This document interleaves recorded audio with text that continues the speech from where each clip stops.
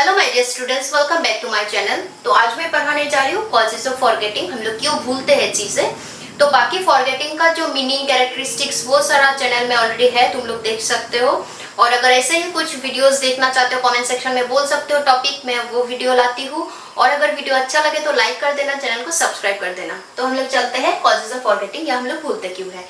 तो mainly forgetting का दो कॉज है, मेन कॉज जो है दो है, फिजिकल और एक्सटर्नल, और मेंटल और इंटरनल। कुछ कुछ चीजें हम लोग का फिजिकल कंडीशन के वजह से होता है, जो सब चीजों के बारे में हम लोग भूलते हैं। कोई कारण होता है एक्सटर्नल और कुछ कुछ होता है इंटरनल। तो एक्सटर्नल में होता है फर्स्ट ओल्ड एज। जैसे कि हम लोग सबको पता है एजेड लोग ज्यादातर याद नहीं रख पाते जितना हम लोग रख पाते हैं कंपैरेटिवली। तो जितना ही एज हम लोग का बढ़ता है, हम लोग का मेमोरी पावर जो है थोड़ा कम होने लगता है, इसीलिए हम लोग चीजें भूलते ज्यादा है। तो वो क्या है, फिजिकल कॉज है, ये कोई मेंटल वो नहीं है। फिजिकल कॉज हम लोग बुढ़ापे की वजह से जो चीजें भूलते हैं, ओल्ड एज का सीनियर लोग ज्यादा भूलते हैं, वो कॉज होगा एक्सटर्नल कॉज। नेक्स्ट है ड्रग एडिक्शन। जो लोग ज्यादातर एडिक्टेड रहता है, कोई भी ड्रग्स या अल्कोहल, इंटॉक्सिकेंट्स कुछ भी लेते हैं, ज्यादातर चीजें भूलते हैं। तो वो क्यों होता है, ड्रग एडिक्शन के वजह से जो लोग भूलते हैं, वो भी एक बहुत इंपॉर्टेंट कॉज है जो एक्सटर्नल कॉज में आएगा। जो लोग हर दम एडिक्टेड मतलब ड्रंक रहते हैं या कोई भी इंटॉक्सिकेंट्स वो करते हैं, एडिक्शन है जिन लोगों का, वो लोग देखना चीजें कम याद रख पाते हैं। तो वो होगा एक इम्पॉर्टेंट कॉज। नेक्स्ट है ब्रेन इंजरी। अगर कोई भी एक्सीडेंट के वजह से ब्रेन पे हम लोग का चोट आया है, जिसके ब्रेन का अलग अलग पार्ट्स है, रीजन है, फर्स्ट ईयर में तुम लोग को मिल चुका होगा, उसमें एक है सेरिब्रम, सबने वो मतलब याद होगा तुम लोग का। तो सेरिब्रम पार्ट अगर हम लोग का इंजर्ड हो जाता है तो हम लोग चीजें याद नहीं रख पाते। तुम लोग को इतना लिखने का जरूरत नहीं है, अगर याद नहीं रख पाओ, सिर्फ लिखना कोई भी एक्सीडेंट के वजह से अगर हम लोग का ब्रेन पे चोट पहुंचता है, हम लोग चीजें इसीलिए भी भूल सकते हैं, लेकिन उसका एक पार्ट है, सभी पार्ट का अलग अलग काम है ब्रेन का। तो अगर सेरिब्रम पे तुम लोगों का वो चोट पहुंचा है एक्सीडेंट के वजह से या कोई भी कारण से, तो तुम चीजें भूल सकते हो। हम लोग का जो याददाश्त जाता है या कोई भी वो होता है ब्रेन के वजह से, जो लोग भूलते हैं, वो होता है ब्रेन इंजरी, जो सेरिब्रम पार्ट के वजह से हम लोग का वो प्रॉब्लम होता है। लास्ट कॉज है फैटिग और टायर्डनेस। जब हम लोग ज्यादा टायर्ड रहते हैं, थकान जो है, पूरा दिन तुम थक हार के घर आए हो या कुछ भी पूरा दिन नॉन स्टॉप बिना सोए काम कर रहे हो, तो चीजें तुम भूलोगे ज्यादा, क्योंकि रेस्ट और स्लीप बहुत इंपॉर्टेंट है। कुछ भी चीज याद रखना या रिलैक्सेशन, हम लोग का माइंड रिलैक्स रहना मेमोरी के लिए बहुत इंपॉर्टेंट है। इसलिए टायर्डनेस और फैटिग भी बहुत एक इम्पॉर्टेंट कॉज है हम लोग का, जिस वजह से हम लोग भूलते हैं। तो ये चार गया है हम लोगों का एक्सटर्नल कॉज, या जिस वजह से फिजिकल कॉज, जो सारा चीज हम लोग का फिजिकल उससे रिलेटेड है या फिजिकल एक्टिविटीज का। नेक्स्ट है मेंटल। क्या हम लोग का मेंटल कंडीशन है जिसके वजह से हम लोग भूलते हैं। फर्स्ट है लैक ऑफ इंटरेस्ट। कोई भी चीज तुम बिना इंटरेस्ट के करो, जिस चीज में तुम्हारा इंटरेस्ट एकदम नहीं है, देखना वो चीज तुम ज्यादा भूलोगे। क्योंकि कभी ऐसा नहीं होता है, जो चीज हम लोग अटेंशन देके, इंटरेस्ट देके वो करते हैं, वो चीज हम लोग नहीं भूलते हैं। जो हम लोग के लिए इंटरेस्टिंग है वो चीजें हम लोग नहीं भूलते हैं।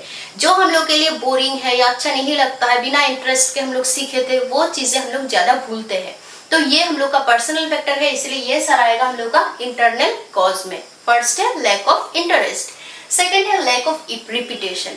मेमोरी पावर हम लोग का कितना भी अच्छा ना हो, अगर हम लोग उसको रिपीट ना करें, रिव्यू ना करें, बीच बीच में उसको प्रैक्टिस ना करें, तो चीजें हम लोग ज्यादा भूलते हैं। तो कोई भी क्वेश्चन आंसर्स हो गया, मैथ्स का प्रॉब्लम हो गया, स्टैटिस्टिक्स हो गया, अगर तुम प्रैक्टिस नहीं करोगे भूल जाओगे। इसलिए ये भी बहुत एक इम्पॉर्टेंट इंटरनल कंडीशन है, जिसके वजह से स्टूडेंट भूलते हैं। क्या करते हैं, एक बार सपोज एग्जाम सामने है, तुम लोग पढ़ लेते हो, फिर एग्जाम नहीं है तो तुम लोग पढ़ना छोड़ देते हो। लेकिन अगर एक बार एग्जाम गया, जो चीज तुम लोग सीखे थे बीच बीच में उसको प्रैक्टिस करोगे, तो फाइनल के आगे पढ़ने का जरूरत ही नहीं होता है। क्योंकि फाइनल के पहले इतने एग्जाम्स तुम लोग का कॉलेज में होता है, अगर वही सब में सीखा हुआ चीज तुम लोग बीच बीच में रिपीट करोगे ना, तो फाइनल तक सारा देखना तुम लोग का रेडी रहेगा। तो यही स्टूडेंट्स का मेन गलती है, भूलते ज्यादा है। स्टूडेंट्स हम लोग को पूछते हैं कि मैम भूलने का वो क्या होता है, मेन मैं बोलूंगी यही है मैक्सिमम स्टूडेंट्स का, कि वो लोग प्रैक्टिस नहीं करते या चीजें एक बार पढ़ने के बाद छोड़ देते हैं। उसको बीच बीच में प्रैक्टिस करना चाहिए, उसको वो करना चाहिए, रिपीट करना चाहिए, तो देखना तुम लोग नहीं भूलोगे। नेक्स्ट है इमोशनल टर्मोइल। जब हम लोग ज्यादा इमोशनल हो जाते हैं, एक्सेसिव इमोशनल, थोड़ा बहुत सब हम लोग का नॉर्मल है, लेकिन एक्सेसिव जब हो जाना, कोई भी इमोशनल हो, उसमें लव, जॉय, सोरो, सैड, कोई भी इमोशन जब एक्सेसिव हो जाता है, तो देखना हम लोग चीजें भूल जाते हैं। जब तुम बहुत इमोशनल थे, ऐसा इंसिडेंट हुआ था जिससे तुम मतलब वो कुछ चीज उस टाइम पे ऐसा कुछ हुआ था तुमको याद भी नहीं रहेगा क्योंकि तुम बहुत इमोशनल थे उस टाइम पे। तो इमोशनल टार्मोल, टार्मोल का मतलब ये मतलब एक्सेसिव, बहुत ज्यादा इमोशनल जब तुम लोग रहते। लास्ट है रिप्रेशन। रिप्रेशन भी एक साइकोलॉजिकल टर्म है। रिप्रेशन मतलब जब हम लोग खुद से चाह के कुछ चीजें वो नहीं करते, मतलब याद नहीं करना चाहते, रिप्रेस करते, दबा के रखते हैं, वो भी एक मेंटल कॉज है जिसके वजह से हम लोग चीजें भूलते हैं। देखना ऐसा कुछ इंसिडेंट जो तुम याद नहीं रखना चाहते हो, जो हम लोगों का सरोफुल इंसिडेंट होता है या ऐसा मतलब जिससे हम लोग को पेन मिलता है, वो हम लोग इंसिडेंट याद नहीं करना चाहते। पास्ट में ऐसा कुछ अगर हुआ होगा तो देखना वो धीरे धीरे तुम याद नहीं करते करते लास्ट में वो भूल जाते हो या फेड अवे, मतलब क्या होता है, फेड्स हो जाता है हम लोग का मेमोरी। एकदम हम लोग भूलते नहीं है लेकिन ज्यादातर चीजें क्या होता है, फेड हो जाते हैं माइंड से।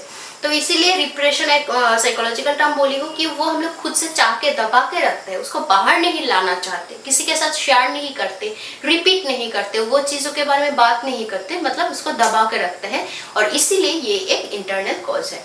तो बस यही टोटल में 4, क्योंकि तुम लोगों का मैक्सिमम 4 मार्क्स से उसका आता है या 6 मार्क आने से ऐसे पार्ट नहीं आते, एक ही साथ आता है। और सेकेंड ईयर का स्पेशल मैं बोल रही हूँ, कभी कभी तुम लोग का सिर्फ फिजिकल कॉज दे देंगे, कभी कभी सिर्फ मेंटल दे देंगे, इसलिए मिनिमम 4 तुम लोगों को याद रखना होगा। और अगर 6 मार्क का आता है तो सिर्फ आता है what are the causes of major causes of forgetting. और 4 मार्क्स के लिए आने से what are the physical cause, इससे आता है एक्सटर्नल कॉज, कभी कभी आता है एनवायरमेंटल फैक्टर्स ऑफ फॉरगेटिंग, कुछ भी आ सकता है। तो वो सारा ये 4 लिखने से एनफ है। 4 मार्क्स के लिए हेडिंग देना, थोड़ा एक्सप्लेन कर देना और इंटरनल में ये 4। आई होप तुम लोग को बहुत अच्छे से समझ में आ चुका होगा। फिर भी अगर कुछ कंफ्यूजन है कमेंट सेक्शन में बोल सकते हो। वीडियो अच्छा लगे तो लाइक कर देना। आज के लिए इतना ही, थैंक यू।